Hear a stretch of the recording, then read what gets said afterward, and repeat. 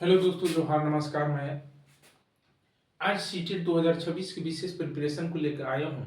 और जो छात्र जो है सीटेट 2026 के लिए फॉर्म अप्लाई कर चुके हैं और 8 फरवरी की एग्जाम में बैठने वाले हैं, तो ऐसे छात्रों के लिए बहुत खुशखबरी है दोस्त, बहुत खुशखबरी है।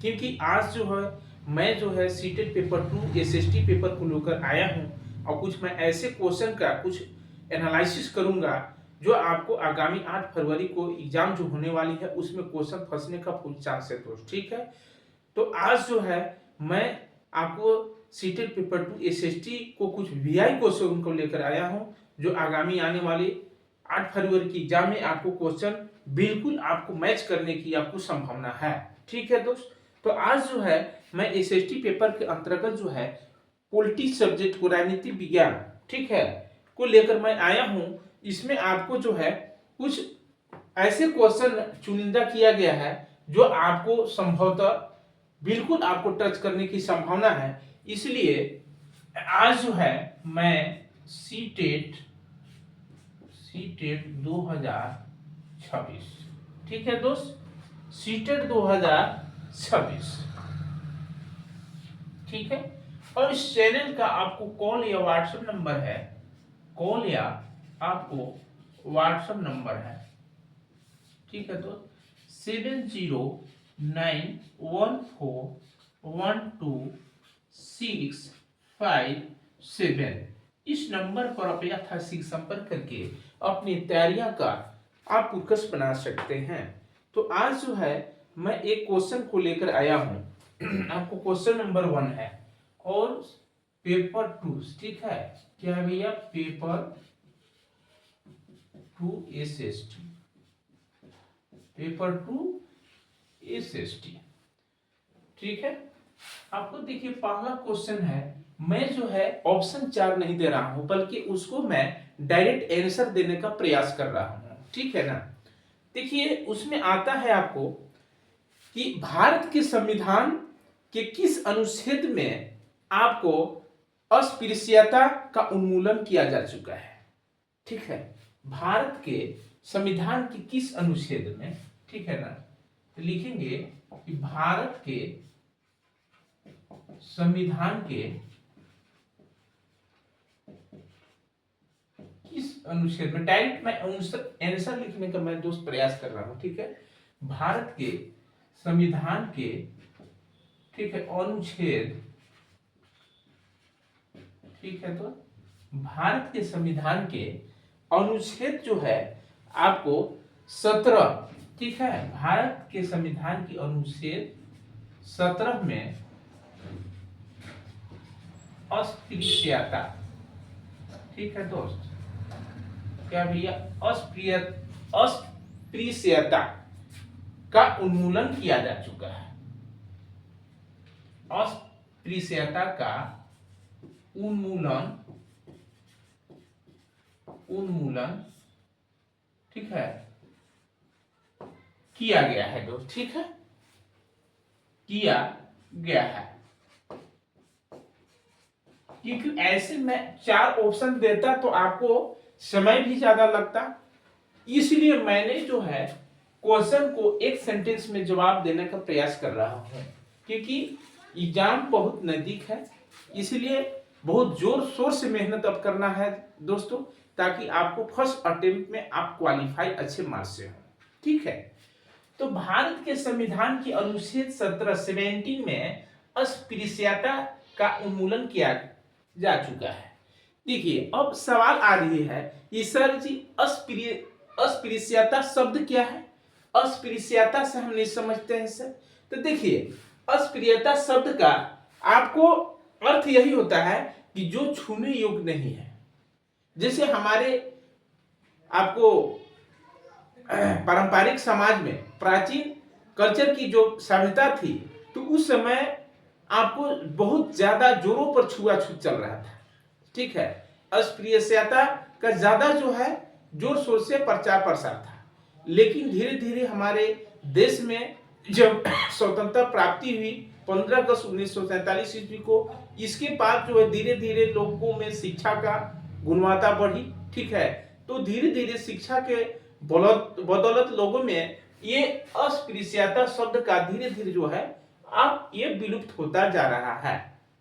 लेकिन अभी भी हमारे समाज में कहीं कहीं कुछ ऐसे पिछड़े इलाका है जहां आपको अस्पृश्यता शब्द का अभी भी आपको पूरा खत्म नहीं हुआ है दोस्त। ठीक है, तो आपको अस्पृश्यता शब्द का आपको यदि जटिल लग रहा हो तो मैं इसको शाब्दिक अर्थ में या इसका तात्पर्य मैं यही बताऊंगा कि अस्पृश्यता शब्द का अर्थ है कि जो छूने योग्य नहीं है।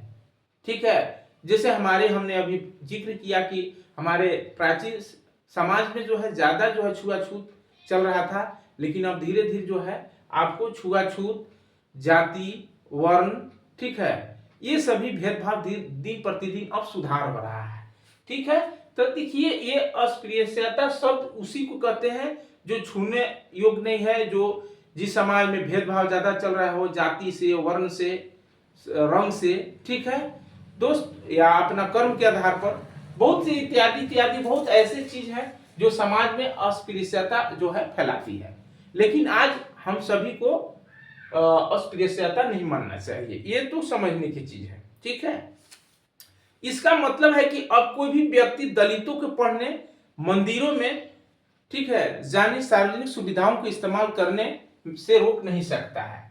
तो देखिए अब जो है, क्योंकि हमारे भारतीय संविधान के अनुच्छेद 17 में यह उल्लेख किया गया है कि आपको अस्पृश्यता का उन्मूलन कर दिया गया, इसको निवारण कर दिया गया कि अब कोई भी दलित परिवार को मंदिर में जाने, ठीक है, या कहीं अस्पताल में जाने या कहीं विद्यालय में जाने, कोई भी सार्वजनिक सुविधाओं का इस्तेमाल करने में अब कोई रोक नहीं सकता है। यदि वह रोकता है तो ये भारतीय संविधान के अनुच्छेद 17 का वह उल्लंघन करता है, उस पर आपको जो है FIR दर्ज हो जाएगा। ठीक है, तो ये आपको एक लाइन में यही आंसर हुआ कि भारतीय संविधान के अनुच्छेद 17 में अस्पृश्यता शब्द का उन्मूलन किया गया है। ठीक है, साथ ही साथ और है दोस्त कि आपको भारत के संविधान के किस अनुच्छेद में नागरिकों के साथ धर्म, जाति, लिंग या जन्म स्थान के आधार पर भेदभाव नहीं किया जाएगा। यानी भारतीय संविधान के किस अनुच्छेद में यह जिक्र किया गया है या यह उल्लेख किया गया है, ठीक है, कि किसी भी नागरिक के साथ धर्म, जाति, लिंग या जन्म स्थान के आधार पर भेदभाव नहीं किया जाएगा। ये भी देखिए है आपको। ठीक है, भारतीय संविधान के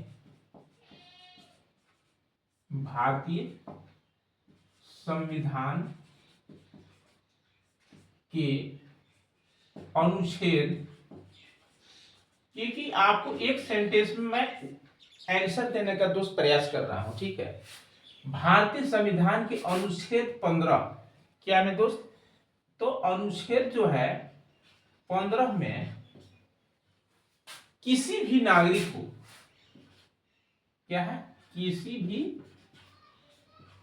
नागरिक को, किसी भी, ठीक है ना, नागरिक को, ठीक है दोस्त, किसी भी नागरिक को धर्म, जाति, क्या है भैया, तो है आपको धर्म, जाति, ठीक है, किसी भी धर्म या जाति, ठीक है, लिंग या जन्म स्थान, लिंग या जन्म स्थान, लिंग या जन्म स्थान के आधार पर,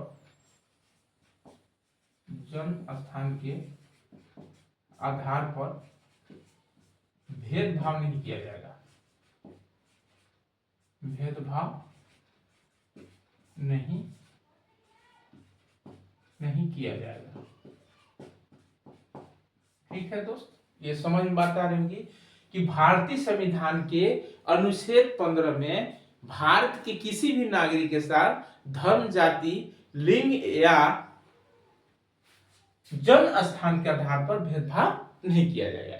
यदि कोई भी व्यक्ति किसी का धर्म हो, किसी जाति, लिंग, ठीक है, या उसके जन्म स्थान पर कोई भेदभाव करता है तो उस पर भी आपको कानूनन कार्रवाई किया जा सकता है। तो अब दिन प्रतिदिन लोगों में अब जागरूकता आ रही है, तो ये सभी दिन प्रतिदिन विलुप्त होते जा रहे हैं। ठीक है, साथ ही साथ है और तो है कि अनुसूचित जाति अनुसूचित जनजाति अधिनियम, ठीक है, 1989 में बनाया गया, ठीक है, अनुसूचित जाति यानी एसी एंड अनुसूचित जनजाति एसटी, ठीक है दोस्त, के अत्याचार निवारण अधिनियम कब बनाया गया? अनुसूचित जाति व अनुसूचित जनजाति अधिनियम कब बनाया गया? तो आपको अनुसूचित जाति एवं अनुसूचित जनजाति अधिनियम 1989 ईस्वी में बनाया गया है, ठीक है दोस्त। आपको तीसरा अनुसूचित, इसको मैं शॉर्ट लिख दे रहा हूं कि एससी, ठीक है, लिख दे रहा हूं मैं पूरा, और क्या कोई दिक्कत नहीं है। अनुसूचित जाति, अनुसूचित जाति यानी एससी, ठीक है दोस्त, एवं अनुसूचित जनजाति, अनुसूचित जनजाति यानी एसटी, ठीक है। अनुसूचित जाति एवं अनुसूचित जनजाति अधिनियम, अधिनियम, अनुसूचित जाति एवं अनुसूचित जनजाति अधिनियम कब बनाया गया? ठीक है, तो 1989 ईस्वी में बनाया गया है, 1989 में बनाया गया है।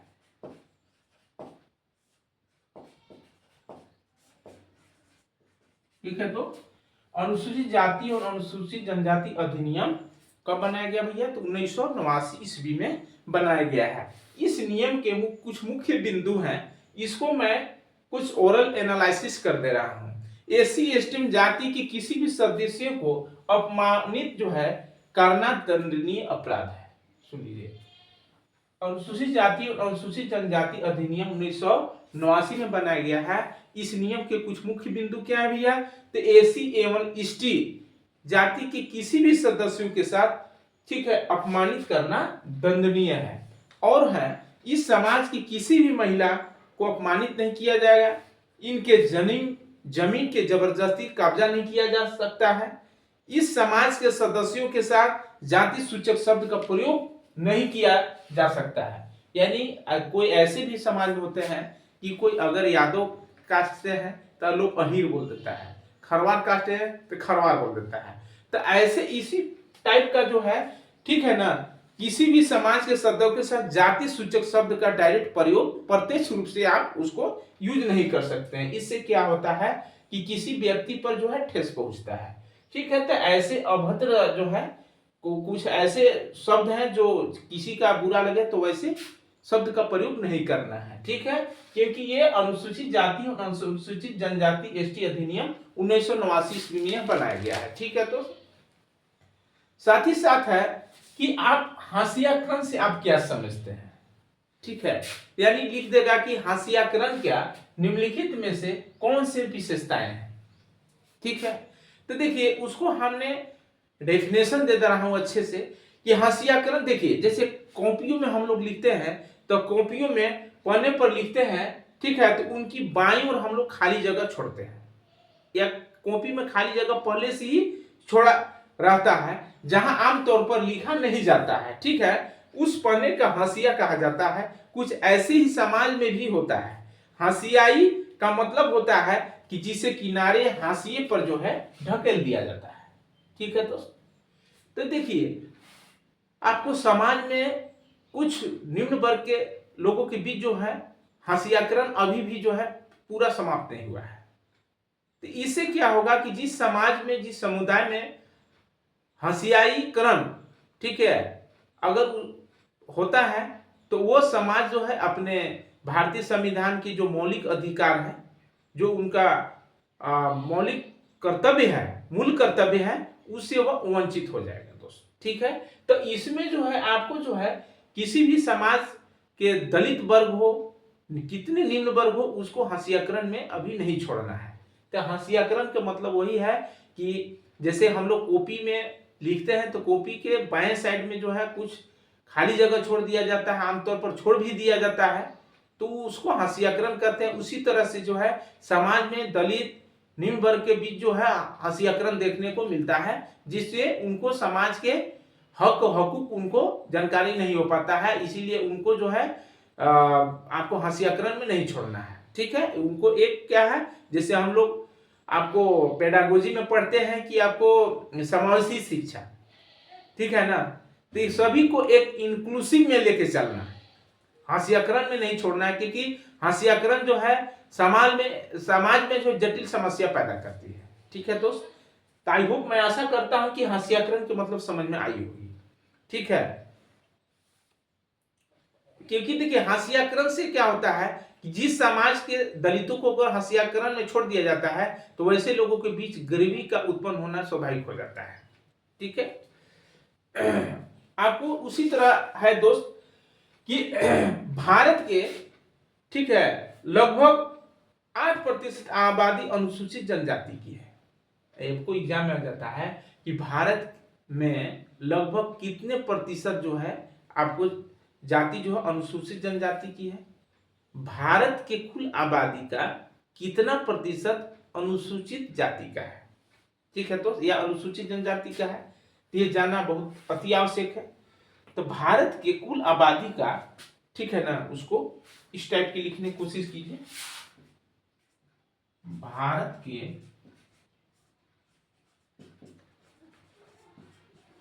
कुल आबादी का,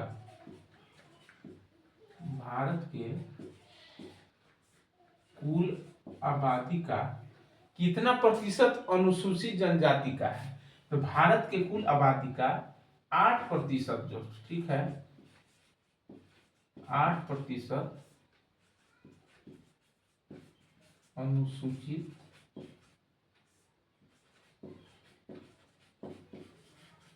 अनुसूचित भारत के कुल आबादी का 8% अनुसूचित जनजाति का है। ठीक है, भारत के कुल आबादी का 8% अनुसूचित जनजाति का है। ठीक है, भारत में लगभग 26% आबादी अनुसूचित जनजाति की है। ये नहीं, ये झारखंड की है बल्कि दोस्त, लेकिन भारत की कुल आबादी का 8% अनुसूचित जनजाति का है, लेकिन झारखंड में लगभग 26% आबादी अनुसूचित जनजाति की है। ठीक है, यानी अगर भारत और झारखंड को दोनों का हम लोग एक तुलनात्मक करते हैं तो इसमें क्या होता है कि झारखंड में आपको एसटी समुदाय के ज्यादा प्रतिशत है, क्योंकि झारखंड में 26% आपको अनुसूचित जनजाति है और भारतवर्ष में 8% अनुसूचित जनजाति है। इस प्रकार देखा जाए तो झारखंड में अनुसूचित जनजाति की भारत की तुलना में ज्यादा है। ठीक है दोस्त, तो आपको नेक्स्ट है कि झारखंड में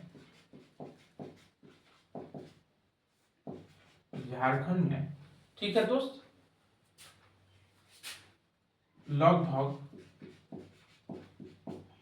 26% एसटी है। मैं शॉर्ट में लिख दिया, झारखंड में लगभग 26% जो है आपको आबादी जो है, ठीक है, झारखंड में लगभग 26% एसटी है। ठीक है, इसे समझना है। देश के कुछ ऐसे बहुत सारे महत्वपूर्ण खनन एवं औद्योगिक क्षेत्र हैं अनुसूचित जनजाति इलाके में है, जैसे आपको जमशेदपुर हो गया, बोकारो, भिलाई, राउरकेला, तो कुछ ऐसे क्षेत्र हमारे झारखंड में हैं।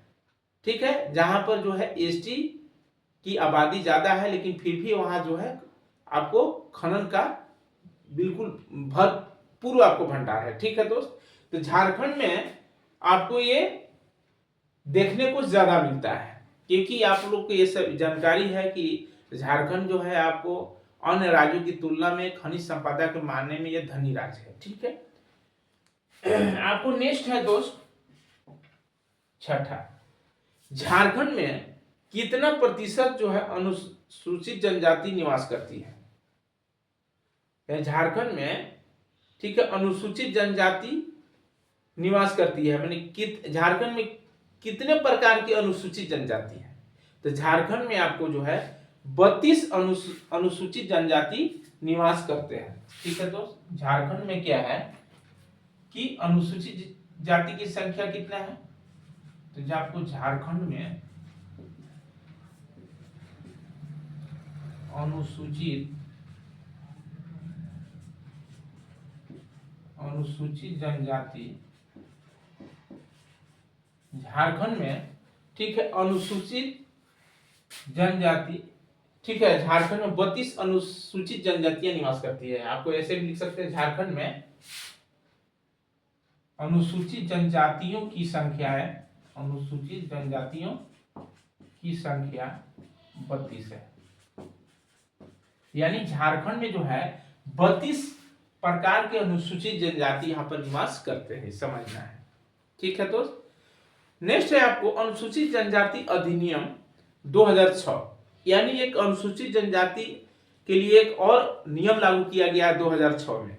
केंद्र सरकार ने अनुसूचित जनजातियों अनपरंपरागत वनवासी वन अधिकार मान्यता 2006 पारित किया है। क्योंकि आपको अनुसूचित जनजाति अधिनियम पुनः लागू करने का उद्देश्य यही है तो कि आपको भारत में जो है अनुसूचित जनजातियों का विकास के क्षेत्र में उन लोग आपको दबले कुचले हैं, इसीलिए जो है भारत सरकार के द्वारा समय अनुसार जो है अनुसूचित जनजाति अधिनियम लागू किया गया है, जैसे कि अनुसूचित जनजाति अधिनियम 2006 लागू है, ठीक है। भारत में 104 राष्ट्रीय उद्यान और 528 वन्य जीव अभयारण्य है, लेकिन जनवरी 2030 में आपको सर्वे रिपोर्ट के आधार पर जो है भारत में 107 राष्ट्रीय उद्यान और 567 वन्य जीव अभयारण्य है। जनवरी 2000 ताजा रिपोर्ट के अनुसार, जनवरी जो है 2023 के अनुसार जो है, ठीक है दोस्त, जनवरी 2023 के अनुसार, जनवरी 2023 के अनुसार, ठीक है दोस्त, राष्ट्रीय उद्यान कितने हैं, ठीक है दोस्त, 107 है। जनवरी 2023 के अनुसार भारत में राष्ट्रीय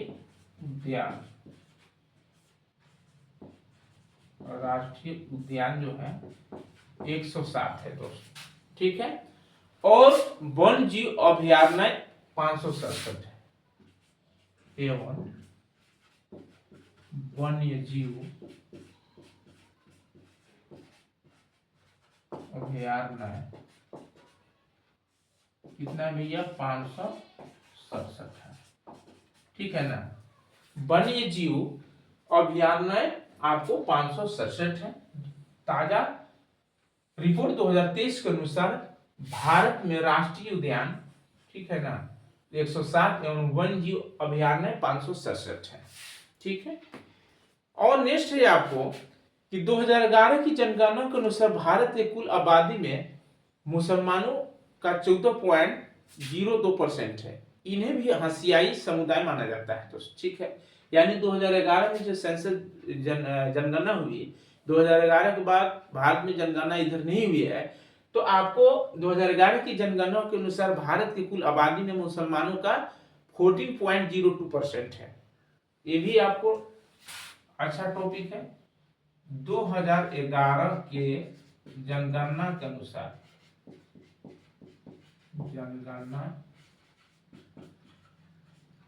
2011 के जनगणना के अनुसार, ठीक है दोस्त, 2011 के जनगणना के अनुसार, ठीक है, भारत की कुल आबादी में, भारत के कुल आबादी में, भारत की कुल आबादी में 14.02% मुसलमानों का है,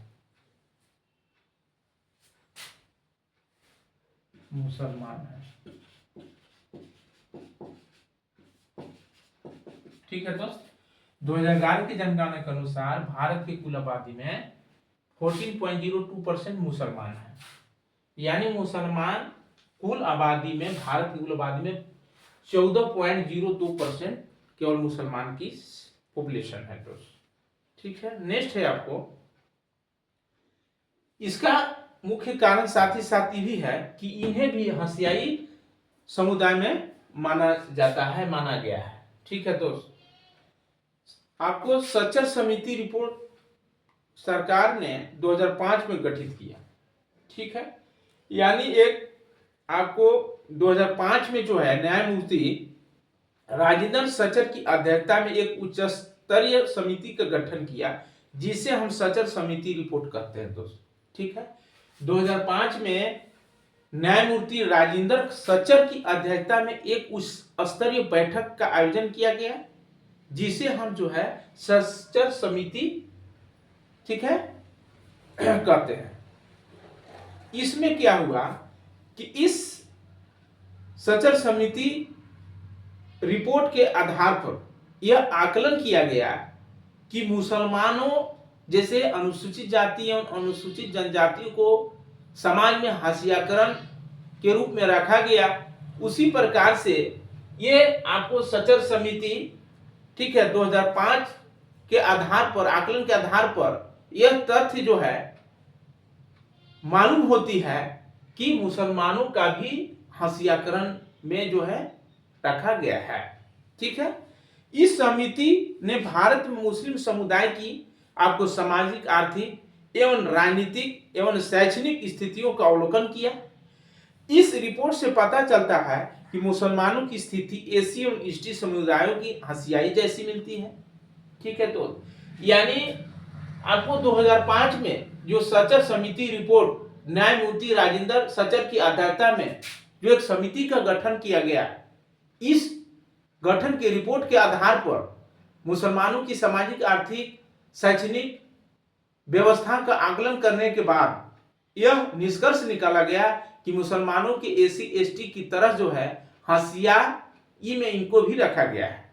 ठीक है, हंसियाई जैसे इनको भी देखने को मिला गया है। ठीक है, तो इसके बाद जो है इस सचर समिति रिपोर्ट ने इस जाल से निकालने के लिए मुसलमानों के प्रति जो है बहुत से अपना जो है इसमें रोल दिखाया है।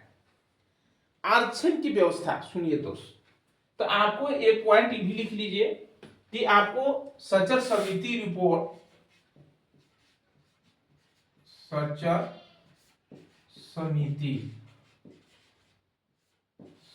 समिति रिपोर्ट, ठीक है, सचर समिति रिपोर्ट का गठन कब किया गया?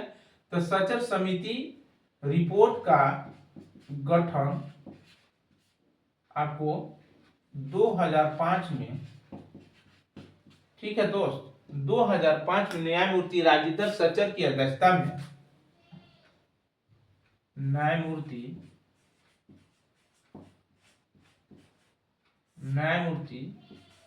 राजेंद्र सचर के अध्यक्षता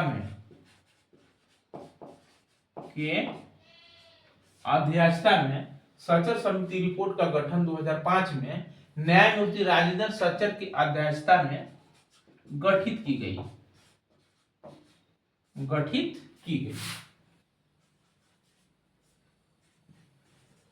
ठीक है दोस्त, आपको एग्जाम में क्वेश्चन उलट कर भी पूछ देता है कि आपको सचर समिति रिपोर्ट 2005 का गठन की इनकी अध्यक्षता में की गई, तो आप उसको सही सटीक मानेंगे कि न्यायमूर्ति राजेंद्र सचर की अध्यक्षता में 2005 में जो है आपको सचर समिति रिपोर्ट का गठन किया गया। इस रिपोर्ट का गठन करने का उद्देश्य यही था कि हमारे समाज में, हमारे भारतवर्ष में मुसलमानों के सामाजिक, आर्थिक और शैक्षणिक व्यवस्था का यह आकलन किया और यह निष्कर्ष निकाला कि मुसलमानों को भी एसी एसटी समुदाय की तरह जो है क्या हंसियाई जैसा रखा गया है या नहीं रखा गया है, लेकिन इनकी यानी भारत के मुसलमानों की आर्थिक, सामाजिक और शैक्षणिक व्यवस्था का आकलन करने के बाद न्यायमूर्ति राजेंद्र सचर जी ने यह रिपोर्ट बताते हैं कि एसी एसटी की तरह भी है मुसलमानों के भी हंसियाई जैसा जो है रखा गया है।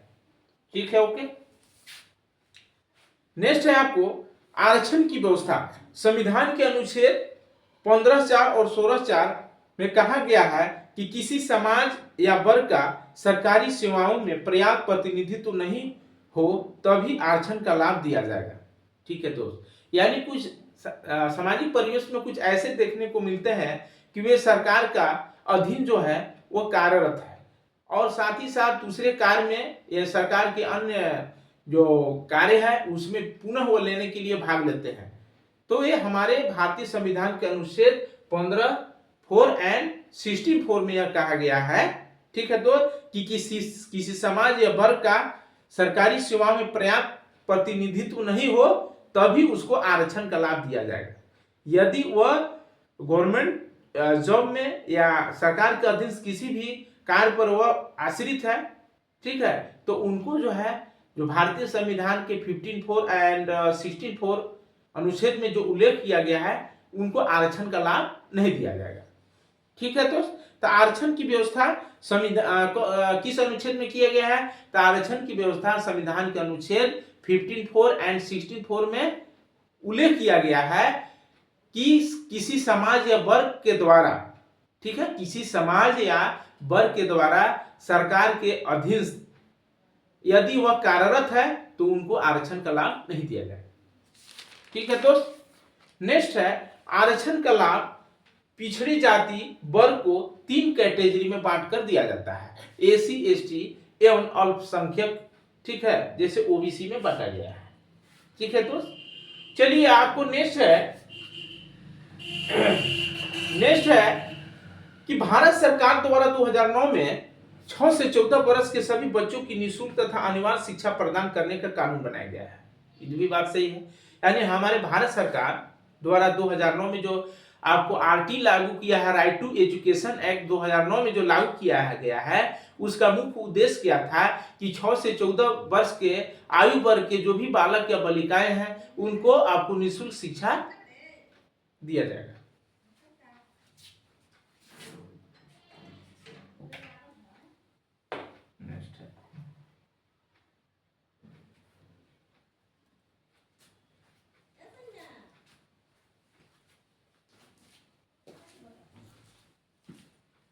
नहीं है वो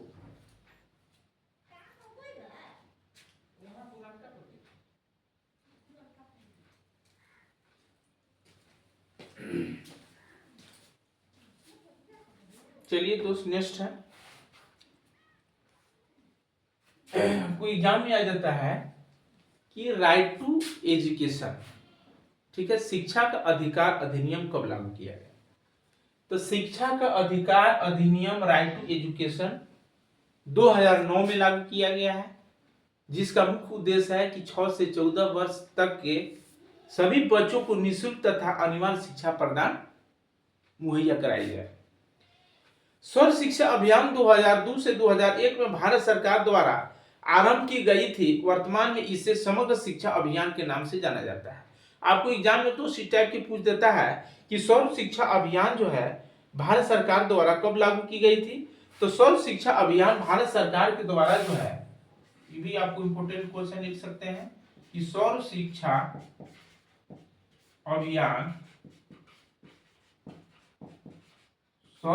अभियान भारत में 2000 ईस्वी से 2001, सर्व शिक्षा अभियान भारत में 2002 से 2001 में भारत सरकार द्वारा आरंभ की गई थी।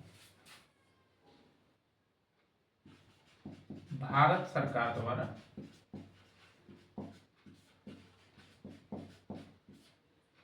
आरंभ की गई थी।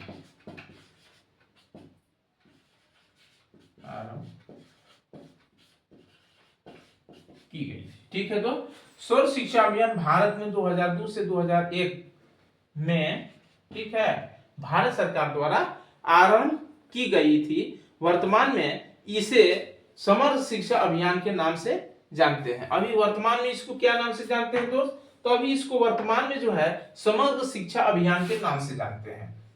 लिख सकते हैं कि सर्व शिक्षा अभियान को वर्तमान में समग्र शिक्षा, इसको क्या कहते हैं भैया? इसे वर्तमान में जो है समग्र शिक्षा अभियान के नाम से जानते हैं। समग्र शिक्षा अभियान, समग्र शिक्षा अभियान के नाम से जानते हैं।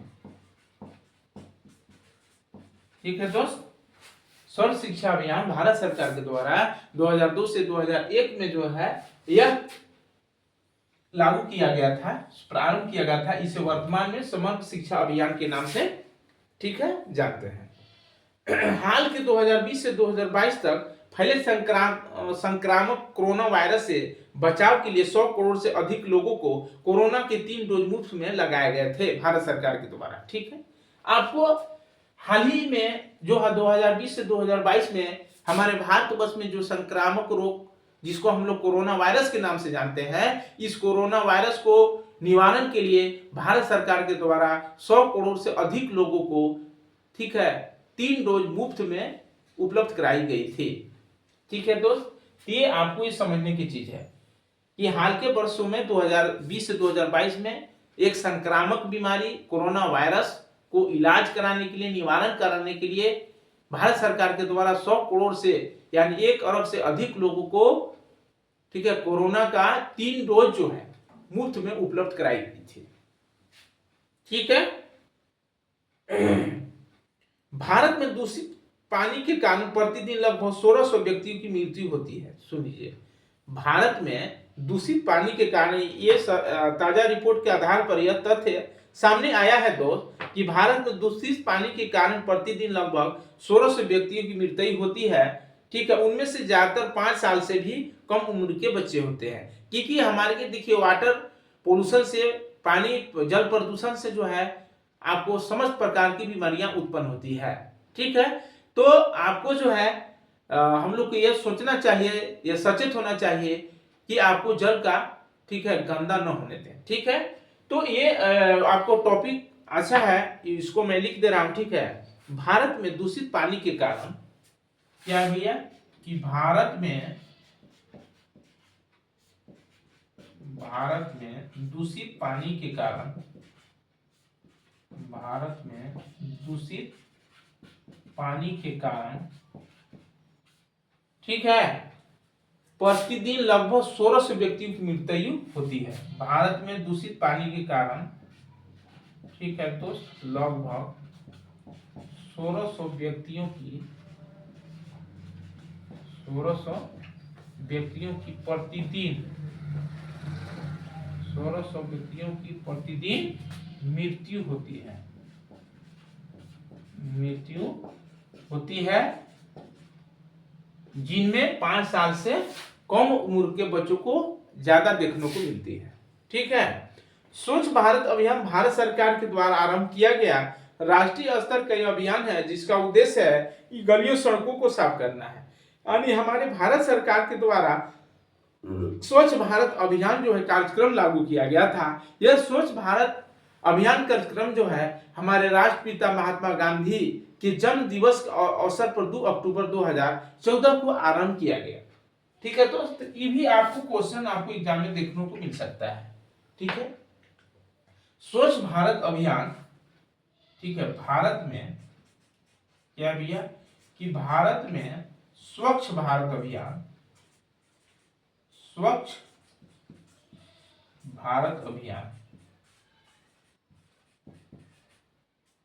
ठीक है, भारत में,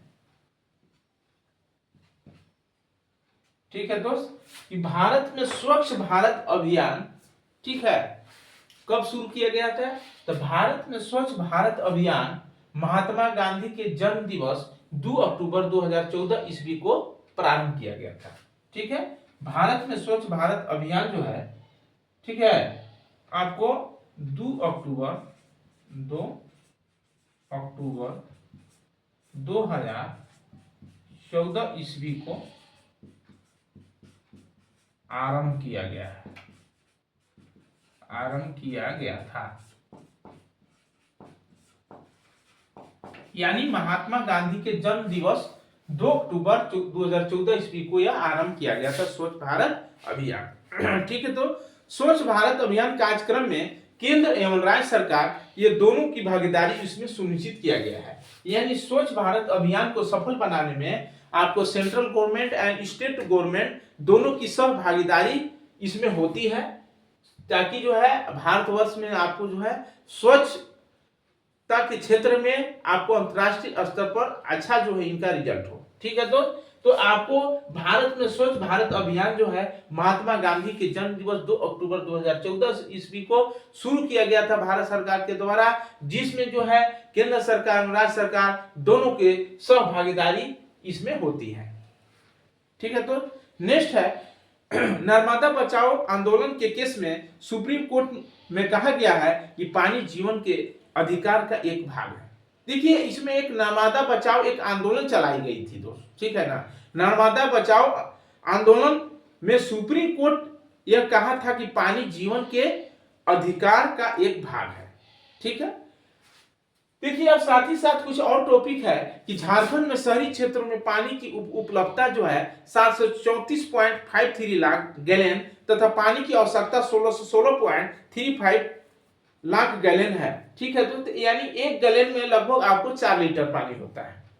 तो आपको देखिए झारखंड की अगर बात किया जाए तो झारखंड में शहरी क्षेत्रों में पानी की उपलब्धता आपको 734 लाख गैलन है, जबकि आपको आवश्यकता 1616 गैलन की है। तो उसको पूर्ति कैसे होगा भैया? ठीक है, तो ये सोचने की चीज है कि पानी को फिजूल खर्चा नहीं करना है। ठीक है, तो झारखंड के शहरी क्षेत्रों में आपको पानी की आपको उपलब्धता 734 लाख गैलन है। ठीक है, ये भी आप लिख सकते हैं। झारखंड में के शहरी क्षेत्रों में पानी की उपलब्धता कितना है? 734 लाख गैलन, जबकि पानी की आवश्यकता 1616 लाख गैलन है। ठीक है, जो कि आपको यह स्रोत मिलने का है, आपको जल संसाधन विभाग मुहैया कराती है, जो कि एक गैलन में आपको लगभग 4 लीटर होता है। ठीक है दोस्त, तो आपको इसमें मेन टॉपिक मैं लिख दे रहा हूं, ठीक है, कि एक गैलन में इस टाइप की भी आपको क्वेश्चन आ जाता है कि एक गैलन इक्वल टू क्या होता है। एक गैलन इक्वल टू अबाउटली यानी लगभग आपको, ठीक है, 4 लीटर। ये आपको आ जाता है कि एक गैलन में कितने लीटर होते हैं। तो एक गैलन में ये 1 गैलन इक्वल टू लगभग 4 लीटर पानी होगा। ठीक है दोस्त, नेक्स्ट है पलामू गढ़वा जिले के अधिकांश गांव में फ्लोराइड युक्त पानी उपलब्ध है, जिससे लोगों में हड्डी कमजोर होने की शिकायतें मिलती है। यानी पलामू और गढ़वा जिले में जो फ्लोराइड युक्त पानी जो है मिलने का साक्ष्य मिला है, जिसका यह परिणाम निकलता है कि यहाँ की लोगों की जो है आपको हड्डियां कमजोर होने की शिकायत मिलती है। झारखंड में 15 अप्रैल 2016 को संविधान के जनक भीमराव अंबेडकर की 125वीं जयंती के उपलक्ष्य के अवसर पर झारखंड सरकार के द्वारा राज्य के, ठीक है, विधवाओं के लिए अंबेडकर आवास योजना शुरू किया गया है। ये भी आप लिख सकते हैं। ठीक है, तो आपको देखिए एग्जाम में आ जाता है कि भारत के या झारखंड के किस जिले में फ्लोराइड युक्त पानी देखने को मिलता है। तो आपको पलामू गढ़वा जिले के अधिकांश आपको ग्रामीण क्षेत्रों में फ्लोराइड युक्त पानी लोगों को पीने से लोगों को हड्डियां कमजोर होने की शिकायत मिली है। ठीक है, तो आपको ये आ जाता है आपको कि झारखंड में जो है, ठीक है, तो आपको अंबेडकर आवास योजना कब प्रारंभ किया गया है। झारखंड में अंबेडकर आवास योजना, झारखंड में 1 मिनट दोस्त टाइम मैं ले रहा हूं। ठीक,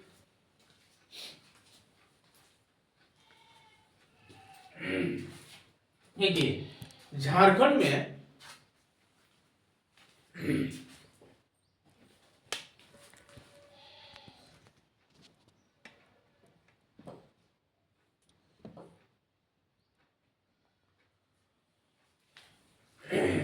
झारखंड में आपको अंबेडकर आवास योजना लिख दे रहा हूं कि झारखंड में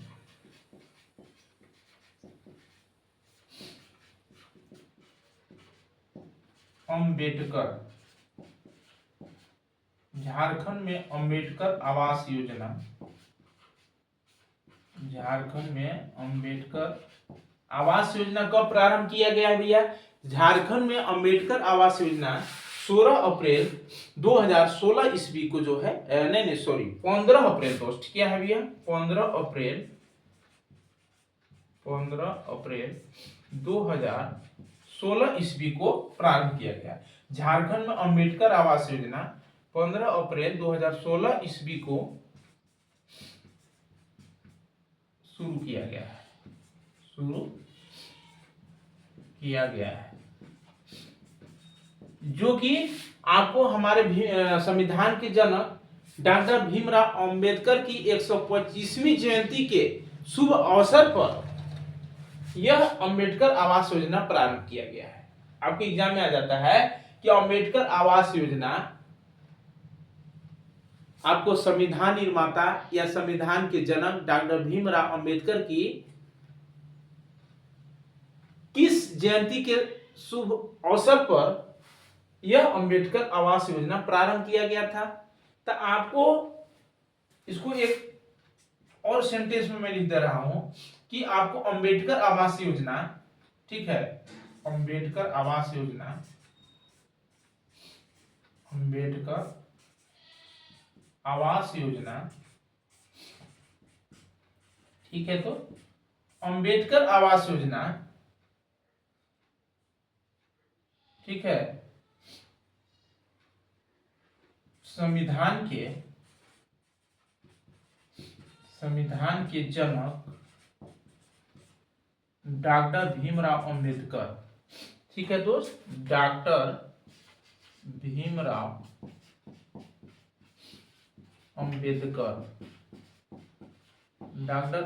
अंबेडकर के 125वीं जयंती 125वीं जयंती के अवसर पर 125वीं जयंती के अवसर पर,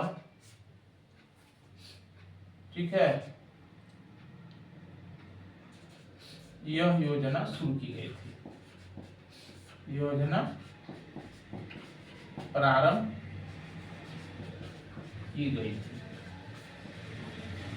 ठीक है दोस्त। अंबेडकर आवास योजना संविधान के जनक डॉक्टर भीमराव अंबेडकर की 125वीं जयंती के अवसर पर यह योजना प्रारंभ की गई थी, ठीक है दोस्त। इंदिरा आवास योजना कब प्रारंभ किया गया? तब इंदिरा आवास योजना हमारे भारत के प्रथम महिला प्रधानमंत्री इंदिरा गांधी के द्वारा यह प्रारंभ की गई थी। और यह इंदिरा गांधी आवासीय योजना जो है आपको 1985 ईस्वी में यह प्रारंभ किया गया था। इस योजना का नाम बदलकर अभी वर्तमान में आपको प्रधानमंत्री आवास योजना कर दिया गया है। सबके लिए आवास की यह योजना केंद्र सरकार की है, जिसकी शुरुआत 2024 ईस्वी में की गई है।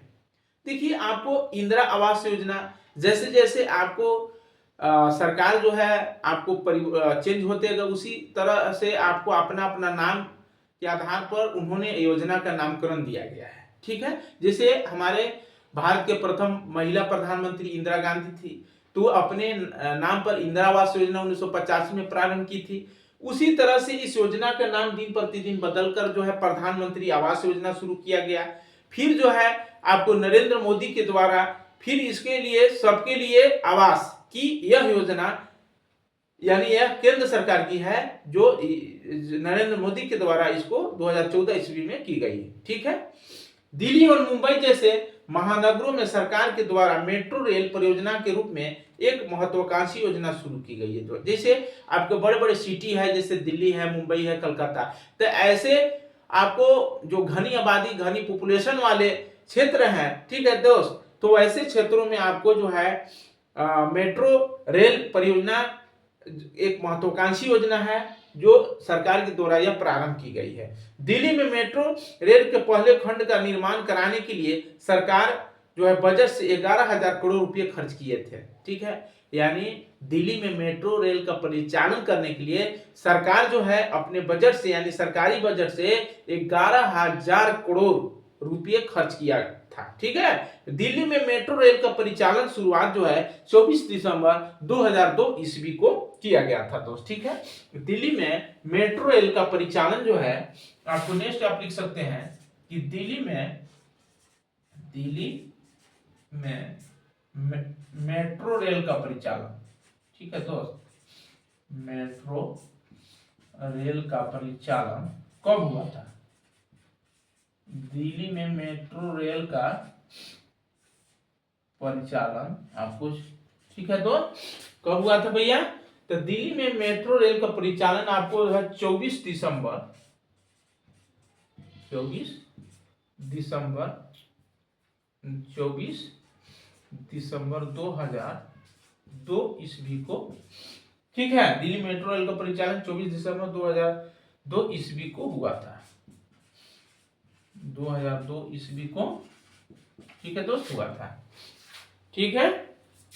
इसी प्रकार आपको अन्य सरकार द्वारा जो है नरेंद्र मोदी के द्वारा योजना चलाई गई, जैसे अटल पेंशन योजना 2015 में लागू किया गया है, प्रधानमंत्री सुरक्षा बीमा योजना है, ये भी 2015 में लागू किया, सुकन्या समृद्धि योजना ये 2014 में लागू किया गया है, ठीक है दोस्त। और साथ ही साथ जो भारत सरकार के द्वारा आपको जैसे वृद्धा पेंशन हो गया, या आपको जो अपंग हैं, दिव्यांग हैं, उनके लिए जो पेंशन दी जाती है, जैसे विधवा पेंशन, विकलांग पेंशन, दिव्यांग पेंशन, तो वैसे लोगों के लिए सरकार जो है इनकम का स्रोत करने के लिए भारत के पब्लिकों पर सरकार ने जीएसटी लागू किया है, जिसका जीएसटी को हम लोग जो है गुड एंड सर्विसेज टैक्स बोलते हैं, वस्तु एवं सेवा कर कहते हैं, जो सरकार के आमदनी का एक मुख्य स्रोत है, ठीक है दोस्त। तो आपको जीएसटी जो है आपको 1 जुलाई 2017 ईस्वी से पूरे भारतवर्ष में लागू किया गया है। ये भी आपको क्वेश्चन देखने को मिल जाता है कि जीएसटी भारत सरकार के द्वारा कब प्रारंभ किया गया है, तो जीएसटी भारत सरकार के द्वारा 1 जुलाई 2017 ईस्वी को पूरे भारतवर्ष में लागू कर दिया गया है, ठीक है। तो आई होप, मैं आशा करता हूं कि आप लोग की ये बात समझ में जरूर आई होगी, क्योंकि देखिए दोस्त, ये एग्जाम के साथ साथ जो है आपको समाज के लिए या ऐसे जनरल जानकारी भी ये होना अति आवश्यक है, ठीक है दोस्त। क्योंकि देखिए समाज के सोशल का बिना जानकारी का, ठीक है, आप कुछ नहीं कर सकते हैं, ठीक है। क्योंकि हर सब्जेक्ट जो है एक दूसरे से रिलेटेड है, अन्योन्य संबंध है, ठीक है।